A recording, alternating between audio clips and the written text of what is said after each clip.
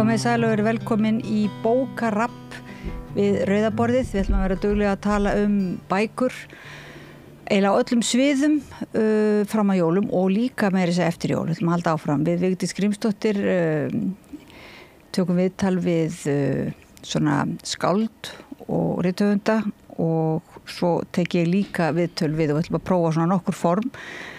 Og til mín komin mjög góðu gestur sem á frekar kannski á fræðasviðinu. Það Ingunn Ásdísardóttir, hún þjóðfræðingur og þýðandi og ég veit ekki, þú með marga hatta, leikstjóri, akademon, doktor. Já, þetta orðið fínt. Já, þú kallar það ekki doktor, Ingunni? Nei. Gerir maður það? Sumir gera það svona. En Já, menn eru þjóðverjar.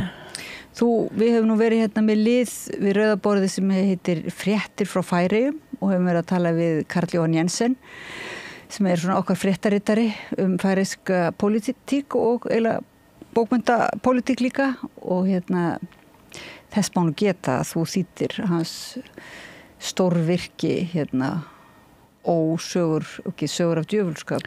Ósögur djöfulskap, jú. Djöfulskap, já.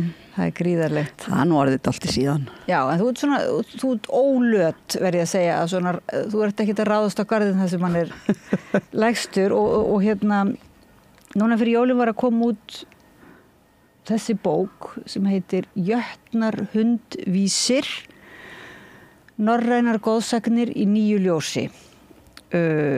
Alveg frábær þessi myndin framan á. Já, hún skemmtileg. Myndar þetta, það ullandi maður?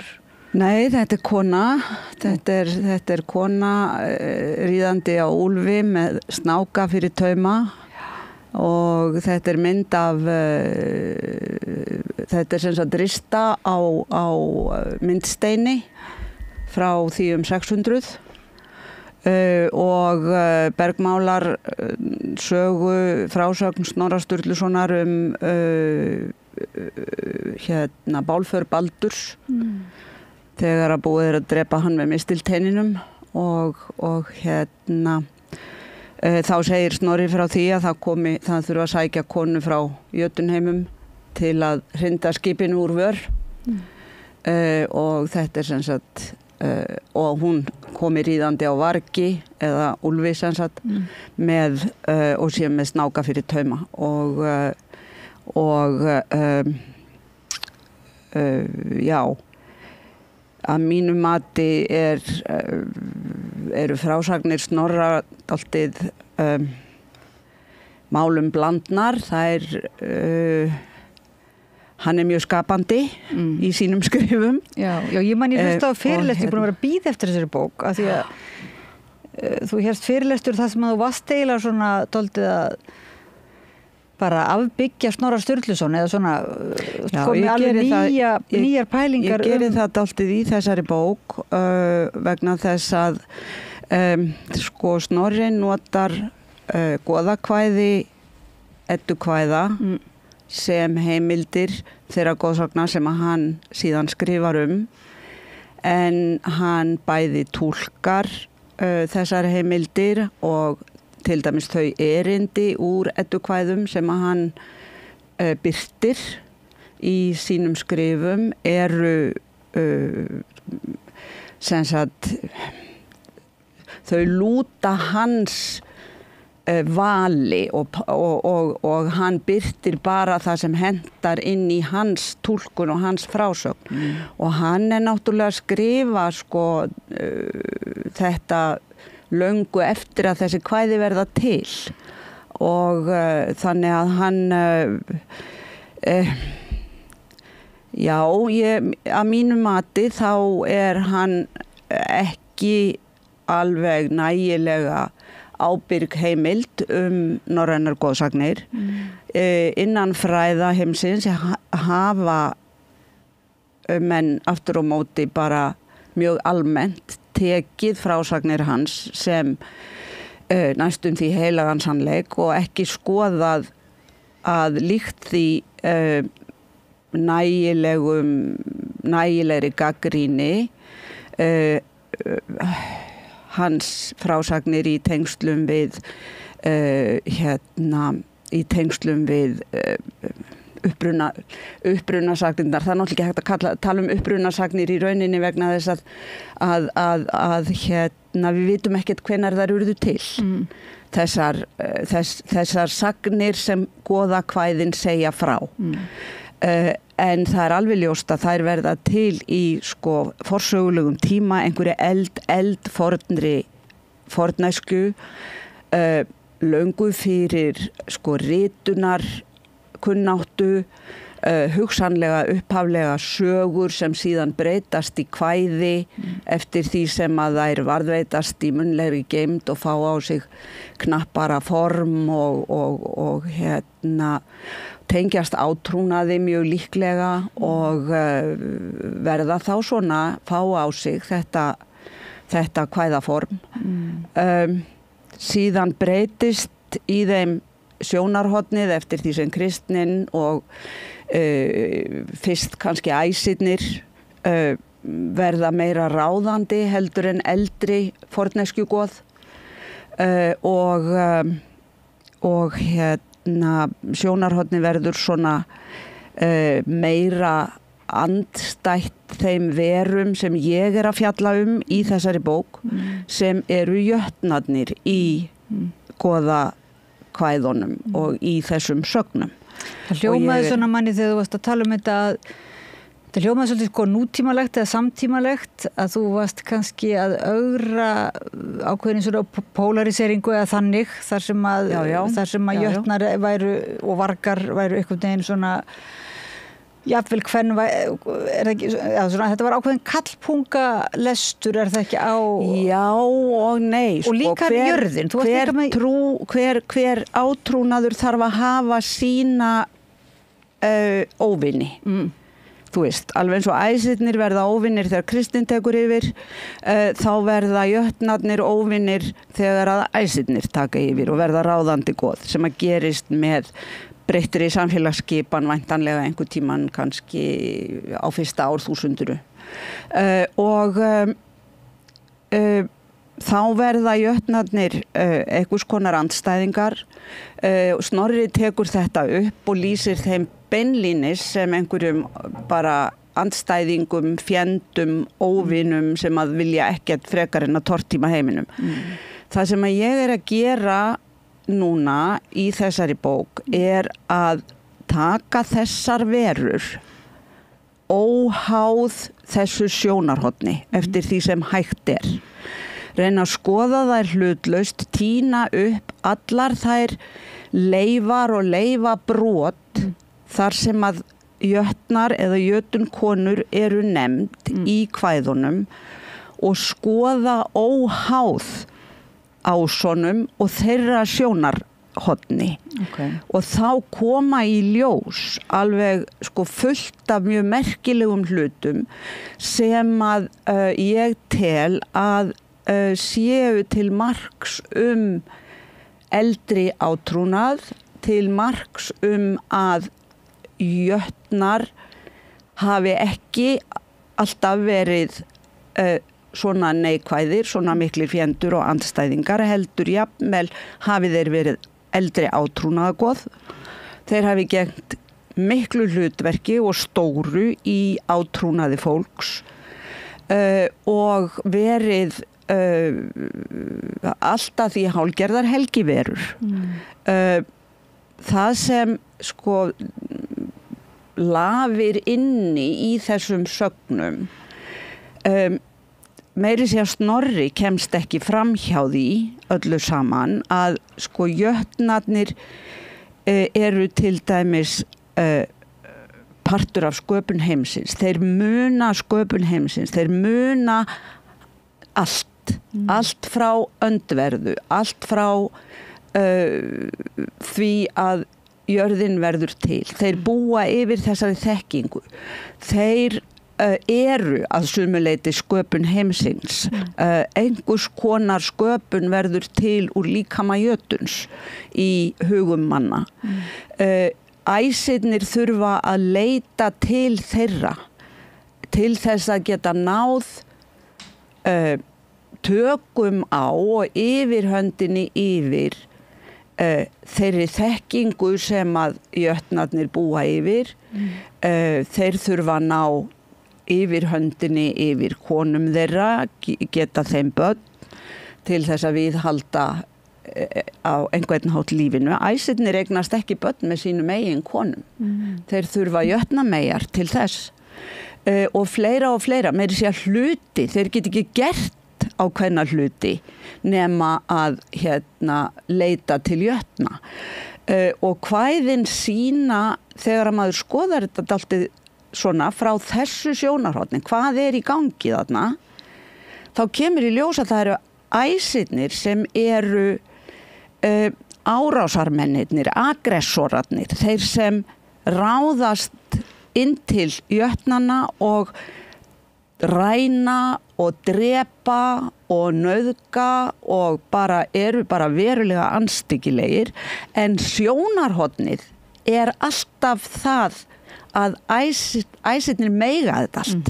Það er allt réttlætt af því að þegar að þessi kvæði eru sem sagt, orðin til í þeirri mynd sem að við þekkjum þau, þá er sjónarhornið ásanna orðið ríkjandi. Já.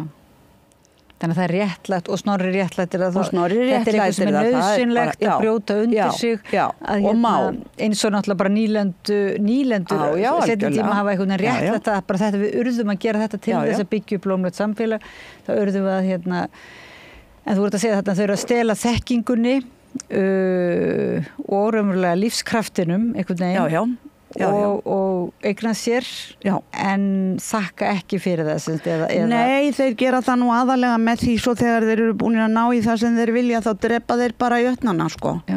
Það gerist í nokkuð mörgum tilfellum. Og svo eru það er nú norræn fræði er nú alveg svona blómleg fræði dálítið, má segja, ekki bara á Íslandi náttúrulega víðum heim en... Nei, í rauninni það er ljótt að segja það og má kannski ekki segja það en kannski bara einna minnst á Íslandi. Það er haldin ráðstefna sem að heitir Saga Conference á 2 ára fresti víða heiminn þar sem að helstu fræðimenn norræna trú koma saman. Þetta er ráðstefna sem að hefur verið 500 manns og þar að veru svona kannski 50 Íslendingar. Og þetta er fólk allstaðar að úr heiminum frá vesturströnd Ameríku og alveg austur til Japan og mjög víða Evrópu er fólk að skoða þessi fræði. En hafa jötnar legið svolítið óbættir hjá garði þeirra saga þar að þetta er eitthvað sem þú Hvernig kom það til að þú einhvern veginn fórst að hafa áhuga á jötnum? Þetta er svona eins og þú ert eiginlega svona rétta þeirra sögu. Þetta er ákveðið svona réttlæti hérna. Ég er algjörlega að veita þeim uppreist næru Og má ég segja, er það ekki pínulítið á okkar tímum að því að við kannski þurfum svolítið að láta af þessu réttlætingu ofbeldi og jafnvel að leita ráða ef hlusta á náttúrun og svoleiðis þannig að mér fannst eitthvað á fyrirlestunum með þér þetta er allt partur af annarri nálgun sem að hefur verið að ryðja sér dálítið til rúms, ekki bara í þessum fræðum heldur bara mjög mikið í samfélögum bara víða meira jafnréttissinnaðra, meira svona kvenlægara og þannig að á síðustu kannski rúmu hálfu öldinni hafa komið fram mjög mikið af rannsóknum á konum og hinu kvenlæga í þessum fræðum eins og öðrum. Og ferð þú þannig inn í það? Ég fer alltaf þannig inn í þetta. Og jötnar eru líka jötnar eru líka svona hið kvenlæga er sterkt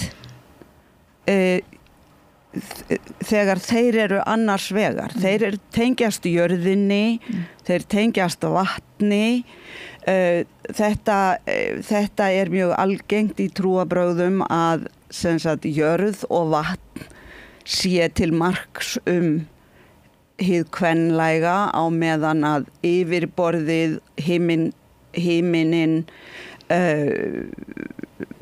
meira til marks karlkynskoð. Þannig að já, ég fer svolítið inn í þetta þannig sko. Byrjaði svolítið á að skoða Frigg og Freyju og leiddist síðan út í jötnakonurnar. Reyndar ég tek fyrir þarna í rauninni bæði jötunkarla og jötunkonur vegna þess að þetta svona heildar úttekt á þessum verum innan goðafræðinar og þeirra eðli og hlutverki og slíkt.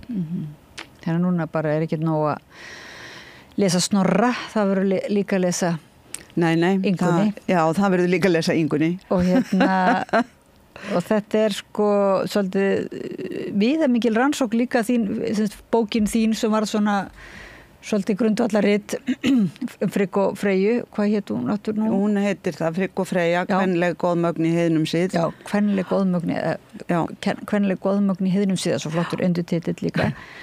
Að þar þú þarft að taka mark, þú tekur mark á ýmsum heimildum fornleifa heimildum uppgröft og það eru bókmenntir og það eru ýmis konar önnur fræði. Og það ger ég líka þarna sko, ég fer í gegnum fornleifar sem virðast á einhvern hátt hugsanlega tengjast jötnum og tengjast hinu kvenlæga afli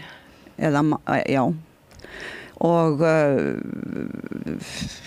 ég held að sko jötunkonur og standa mjög nærri valkyrjum og völvum. Ég reyndar fer mjög lítið út í það þarna en á kannski eftir að gera það seinna. En það er mjög margt sem tengir þessi svið sem til dæmis völvur og valkyrjur sinna að því virðist sem að er skylt og tengist yfir í jötunkonur. Þannig að jötunkonur skengja hinn dýra drykk sem að er á einhverju leyti hið helga vatn eða hinn helgi drykkur, einhvers konar lífsins drykkur eða eitthvað slíkt. Það gera valkyrjur líka. Það segir í Grímnismálum, þær bera einherjum öl, en þær ekki bara þjónustupíur í Valhöll, sko. Og völvur hafa náttúrulega, þær eru forspáar og þær eru göldróttar og það eru sumar jötunkonur líka, þannig að það er þarna stutt á milli og þarnast aðeins meiri rannsókna en ég held að mörgu leyti séu bæði völvur og valkyrjur eldri byggist á eldri hugmyndum heldur en ásynjurnar og jötunkonur gera það bara mjög greinilega. Það er engin spurning sko, vegna þess að það sýna það ýmsar fornleifar og vísanir í þessum textum sko. En þetta varpar það bara ljósið svolítið á nýjan veruleika svona til dæmis á Íslandi þá þetta varpar nýju ljósið það er ætlun mín með þessari rannsókn að varpa nýju ljósi á þessar fornu goðsögur sem af einhverjum ástæðum eru skráðar hér lendis á Íslandi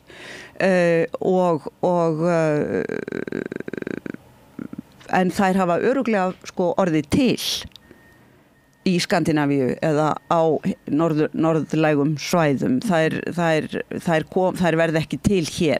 Til þess sko landnám Íslands of seint. Þannig að þetta eitthvað sem að Þetta eitthvað sem að flest hingað með því fólki sem að hingað kemur, hvort sem það voru landnámsmenn eða þrælar eða eitthvað þar á milli.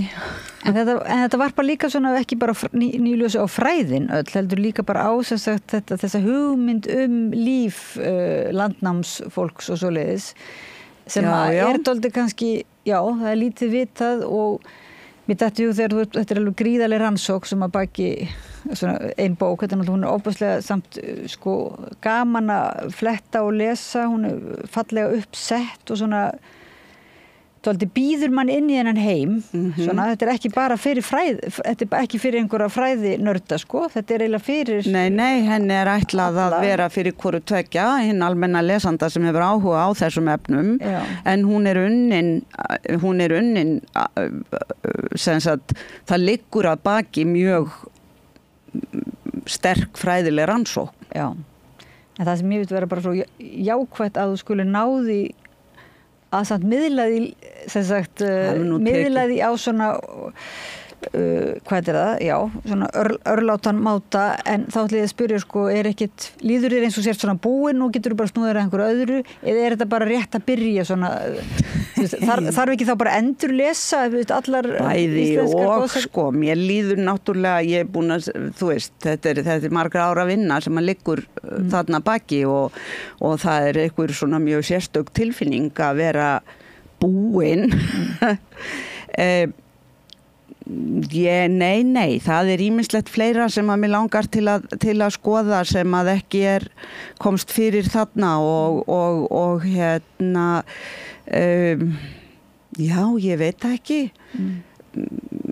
ég að sumuleyti finn fyrir svona svolítið tómarúmi en svo náttúrulega einhvern veginn þegar maður er komin út með svona verk þá einhvern veginn maður á stanslausum þveitingi að kynna hana og segja frá henni og allir óskapanir til hamingju og það þú veist voða gefandi þannig að maður ekki kannski einhvern veginn bara gónandi tómlega út í loftið en ég ekkert alveg hætt í þessu Það er ekki hætt, nei, það er engin ástæða að hætta en ég meina heldur þetta sé þannig að þegar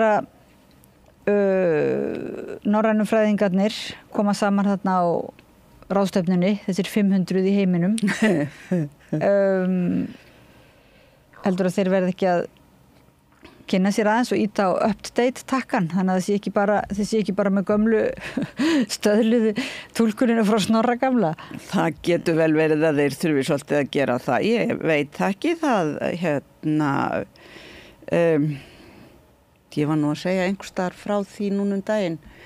Það var grafin upp gröf í Svíþjóð einhvern tímann 50 og eitthvað á síðustu öld og þar onni henni var gríðarlegur hershöfðingi með alvæpni og í fullum herklæðum og tvö hross og mikil, þú veist, hjálmur og skjöldur og brynja og ég veit allt hvað og svo núna, og þetta var náttúrulega bara ábáslegur hershöfðingi og allir eiginlega glaðir með það og svo kemur núna í ljós við DNA-rannsókn fyrir örfáum árum að þetta var kona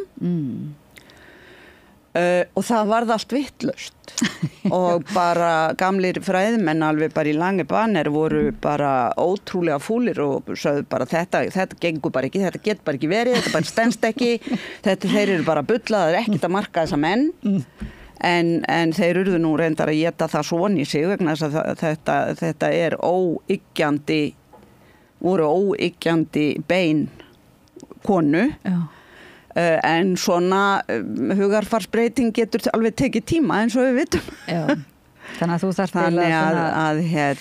að mæta og pota svona minna á. Getur ekki verið með svona eins og lítið völvuprygg eða eitthvað svona til að pota. Hvað er eitthvað sem kemur í ljósa svona einkennir? Það eru einkennir þessar góðsögulegu verur sem kannski hafa verið átrúnaðar. Þessi snákami, þessi kona með snákana fyrir tauma, það bara þessi mynd. Snákar hafa mjög lengi verið tengdir kvenkynsgyðjum og þú getur farið langt aftur fyrir allar íslenskar heimildir og þú getur farið langt aftur fyrir þú getur farið austur til Miðausturlanda og hún náttúrulega fræg sko litla styttan frá Krít af konunni sem að stendur með uppréttar hendur og með snáka í höndunum og snákar hafa af einhverjum ástæðum verið mjög tengdir konum og hinu kvenlega eðli og hinu kvenlæga. Snákar skríða náttúrulega í jörðinni, snákar og jörðin er hið kvenlæga hið kvenlæga svið. Þannig að en akkurat skýring á þessari mynd við höfum hana ekki beint en hún bara alveg rosalega flott þessi mynd. Alveg mögnuð á þessari konu. Flott, sko. En það er annað á þessari mynd og það það að hún með hnút í hárinu þessi kona, svona einfaldan hnút sem bara það bara eins og þessi snúið einu sinni upp á og svo liggur hárið niður. Allar fornleifar sem sýna myndir af konum í að því virðist einhvers konar trúarlegu hlutverki eru með þennan hnút í hárinu í meir en 500 ár. Wow. Og það segir manni að þessi búnaður þessarar konu hefur haft einhverja merkingu. Konur skipta hárgreiðslu oftar en á 500 ára fresti, sko. Þannig að Þetta einhver svona sigurlykkja eða já, ég veit ekki, eitthvað. En allavega þá vil ég meina það að þessi hnútur í hárinu sé tengdari kannski jötunkonum en ásynjum og af því að til dæmis svona litlar styttur, jafnvel bara svona litlar 3 sentimetra, einhvers konar verndargripir, einhvers konar hálsmenn, þar má sjá hnút í hárið þessara kvenna og þetta eru sumt af þessu eru styttur frá bronsöld, sko. Og hvar getur maður fengið að sjá þær? Eru þær eitthvað þar til sýnis? Þær eru á söfnum, þjóðminjasöfnum Norðurlandana eftir því hvaða landið þær hafa fundist. En var ekki gaman að þú myndir beita fyrir þér svona sýning í kjölfar svona bókar? Ég meina til dæmis það sem væru fengnar láni þessar styttur, ég hugsa að sé alveg rosalegur áhugi. Það er bara ógeðslega góð hugmynd. og vera með þetta trend. Ertu búin að láta húðflúra þessa mynd á þig? Eða? Nei, það er eitthvað með húðflúr sem ég á svolítið erfitt með. En ef ég myndi láta húðflúra mig, þá myndi ég láta setja þessa mynd. Það get ég alveg sagt þér. Og úlfurinn er náttúrulega líka þessi tákmynd lífskraftsins er með bæði gott og vont eins og snákurinn er ekki. Það hefur bæði í sér. Svo eru þarna hlutir sem eru svo fljótandi og svo mikið einhvern veginn á reiki renna saman. Valkyrjur þær ríða loft og lög og þær kjósa val, það að segja þær kjósa hina dauðu. Jötunkonur ríða úlfum er sagt. Úlfar eru náttúrulega þær skepnur sem fyrstar koma að valnum og til að éta hræin. Valkyrjur eru líka hugsanlega upprunamynd þeirra er hugsanlega einhvers konar fuglsmynd og þá erum við farin að tala hræfugla. Þannig að og svo er sem sagt þessar mörgu kenningar í dróttkvæðum jötunkonur sem að ríða úlfum.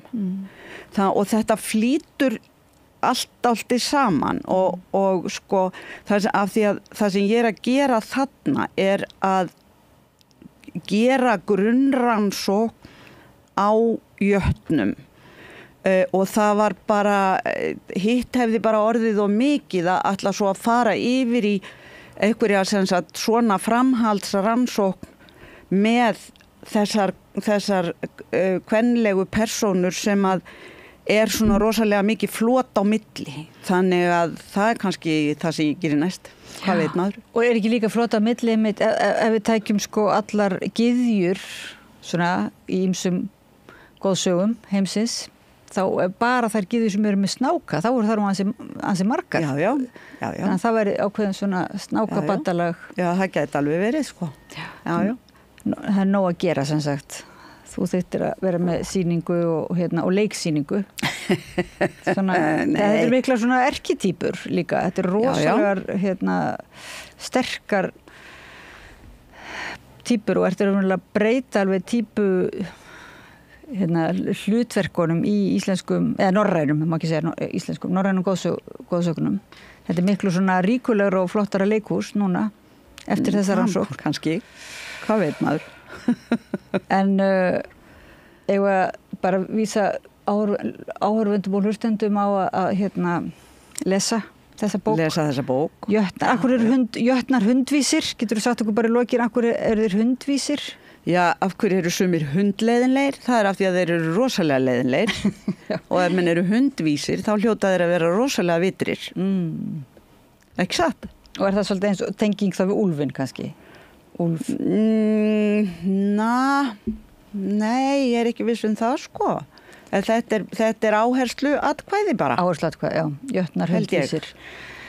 En það hefur svo sem þetta áherslu atkvæði hefur verið tengt við sem sagt að vera góður í að rekja spor og þannig að það getur vel verið eitthvert uppbruna hugmynd, ég veit það ekki. Það hefur líka verið tengt við töluna 100 og þykir þá og sé þá mjög mikið. Þannig að það ýmsar, það má láta sér þetta alls konar. En það nú gaman að þú tengist við þefnæmi eða svona, hvað hundar eru sko minnugir. Já. Og þú talar þetta mikla minni jötnana. Já. Þannig þú ert svona, skrifa minningu jötnana og þeirra minnis og við þurfum opna fyrir að við tengjum okkur þá við þetta minni. Við þurfum svolítið á því að halda ekki. Við þurfum svolítið á því að halda. Þannig að það svolítið bylting, myndi ég halda, í norrænum fræðum þyrfti að verða svona smá saman svolítið bylting til að að því við þurfum það er nú góð, við notum mikið í öllum þessum bíómyndum sem að börnin fá að sjá, það er rosalega mikið góðsöguleg minni og veitir nú oft ekkert af því að alveg ofbóðslega, sko. Já, og oft svolítið staðlað. Bíómyndum og bókum og bara þetta, sko, það er bara rosalega mikið af þessu komið upp úr norrænum góðsögnum og við megum ekki gleyma, sko, Tolkien og Wagner sem að báðir eru í rauninni byggja sín verk á norrænum góðsögum að meiri eða minna leyti og þessi áhugi nútímans á þessum sögnum er alveg magnaður, alveg ótrúlegur. En er það ekki svolítið einmitt, finnir þú ekki alveg fyrir því að þegar það er svona mikill áhugi og verið mikið að vísa til þess að nota þetta sem grundvöll í sko kennsluefni, uppfræðsluefni, alls konar skemmtiefni, list, að það sé þá svolítið svona margbreytilegri góðsagnir heldur en þessi staðlaða snorra túlkun. Jú, og svo má líka bara gera alls konar. Þetta eru eldgamlar sagnir, þær breytast ekkert. Þú veist, það má láta sér detta allt mögulegt í hug og búa til nýtt og allt svolítið. Sagnirnar, kvæðin, standa alltaf fyrir sínu. Kannski verið sko bara að skrifa einmitt leikrit eða bíómynd eða skáldsögu svona til að hvíla það á fræðurum. Það er það má láta sér þetta alls konar í hug. Það er nóg að gera. Ingunn Ásdísadóttir, doktor Ingunn Ásdísadóttir, þjóðfræðingur, þýðandi, akademon. Kæra þakki fyrir að koma að rauðaborðinu og segja okkur svona undan og ofan af nýjum jötnafræðum, þar sem við sjáum norrænar góðsagnir í nýju ljósi og mælum með þessari bók fyrir hlustendur og áhorfendur. Ekki fara langt, við höldum áfram að ræða málin, grundvallarmálin hérna við rauðaborðið, en það eru smá frímínútur núna. Takk fyrir. Ertu á leið heim úr vinnu? Stilltu á FM 89,1.